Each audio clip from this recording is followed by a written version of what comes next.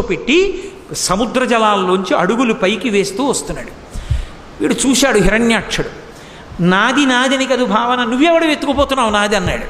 ఆయన ఏం మాట్లాడలేదు, భూమిని పైకి తీసుకొస్తున్నారు. భూకాంత ఆయన్ని గట్టిగా కౌగిలించుకుంది. ఈయన గదలతోటి త్రిశూలంతో ప్రహారం చేశాడు.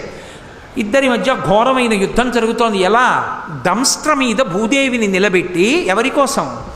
సృష్టిలో మనుష్యులకు ఆధారం ఉండదు. జీవరాశికి ఆధారం లేకపోతే ఏమవుతుంది? ఆధారం లేకపోతే మన పాపపుణ్యాలు పోగొట్టుకునే అవకాశం ఆగిపోతుంది. పుడుతున్నాం అనుకోండి, మనం చేసుకున్న పాపం పోగొట్టుకుని పుణ్యాన్ని కొత్తగా చేసుకోవచ్చు. లేదా అసలు పుణ్యము లేదు పాపము లేదు, రెండు సున్నా అయిపోయి అనుకోండి, ఇక పుట్టడానికి అవసరం లేదు. పాపం పుణ్యం లేనప్పుడు ఇక పుట్టడానికి శరీరం ఎందుకు? ఏం అనుభవించడానికి పుట్టాలి? ఇక పుట్టడం. అలా చేసుకోవాలంటే శరీరం ఉంటేనే సాధ్యం అవుతుంది.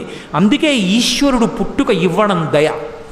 అటువంటి మహానుభావుడు ఈ జీవరాశి అంతా నిలబడడానికి భూమిని ఉంచాలని దెబ్బలు తింటూ భూదేవిని పైకి తీసుకొచ్చాడు. అది ఆయన కారుణ్యం.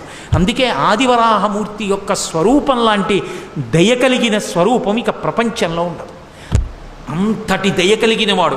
నేను మీతో మనవి చేశా, అవతారము అనగానే పక్కన దయ అన్నమాట ఉంటుంది అని. కాబట్టి ఇప్పుడు ఆ హిరణ్యాక్షుడు ప్రదోషవేళ అయింది, యుద్ధం చేస్తున్నాడు. యుద్ధం చేస్తుంటే బ్రహ్మాది దేవతలు అన్నారు, చీకటి పడితే వాళ్ళ శక్తి పెరుగుతుంది, కాబట్టి మహానుభావ సంహారం చేయమన్నారు. ఆయన ఏదో గతదారించి అసహ్య విక్రమ సమగ్ర స్ఫూర్తితో వేయగా దాన్ని యజ్ఞవరాహమూర్తి తప్పించి, ఆ హిరణ్యాక్షుడు విసిరినటువంటి గదని తప్పించి ఒక్కసారి ఆ రెండు కోరలు విదల్చి తన చేతిని ఎత్తి ప్రహారం చేసి ఒక్క దెబ్బ కొట్టారు గుండెల మీద. హడావిడి చెయ్యడమే కానీ భగవంతుడు ఎదురుగుండా కనపడినప్పుడు ఎంతసేపు అండి? నెత్తురు కక్కుకున్నాడు, వెంటనే అక్కడ పడి శరీరాన్ని విడిచిపెట్టేశాడు.